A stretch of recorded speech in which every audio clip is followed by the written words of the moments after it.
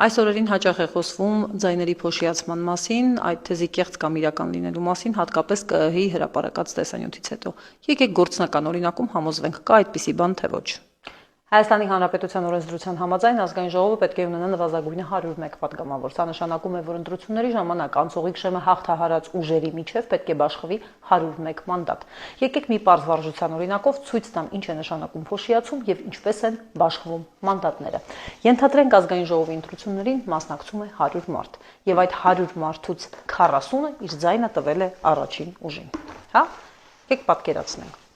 Եվ երկրորդ ուժին այդ 100 մարդուց իր ձայնը տվել է 20 մարդ եւ եւս երրորդ ուժին, այսպես եւս 10 ձայն գնացել է երրորդ ուժին։ Հա, այսքան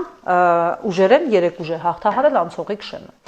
Ինչ է լինում 30 ձայնի հետ, դրանք տրվել են փոքր կուսակցություններին 1%, 2.5%, 3.5% տարբեր համամասնություններով, նրանք չեն հաղթահարել անցողիկ շեմը։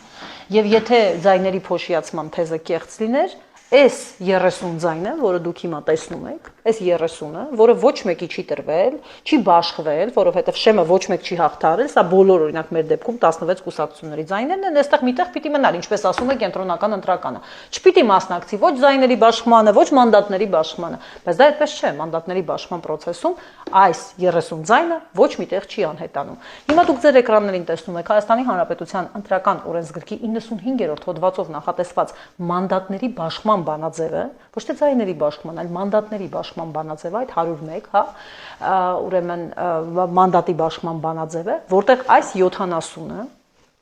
դառնում է 100, հաշվարկի process-ում դառնում է 100, որովհետև եթե ճիշտ լիներ այս թեզը, ապա ազգային ժողովը պետք է ունենար 70 մանդատ եւ ոչ թե 101 մանդատ, 101 падգամավոր, 70 падգամավոր պետք է լիներ, այդպես չի։ Եվ այս բանաձևի համաձայն այս 30-ը բաշխվում է, այս ուժերի միջև։ Չի բաշխվում հավասարապես, բաշխվում է անհամաչափ եւ 40 ձայն ստացածը ստանում է ահռելի տոկոս, բանաձևի համաձայն շուրջ 18 ձայն, 9 ձայն մոտ այսպես ստանում է այս մի ուժը եւ 4 մանդատ էլ ստանում է այս մի ուժը։ Այս ամենի արդյունքում բանաձևի հաշվարկով իրենք ստանում են 18 լրացուցիչ մանդատ, իրենք ստանում են 9 լրացուցիչ մանդատ եւ արդյունքում 58, 29 եւ 4 մանդատ էլ իրենք 14 ձայն։ Սա է իրականությունը, սա է ձայների փոշիացումը,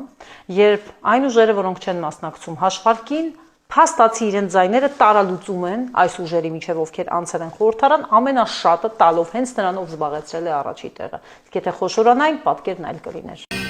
Բաժանորդագրվեք Արմատ մեդիայի ալիքներին YouTube-ում, Facebook-ում, Instagram-ում եւ Telegram-ում։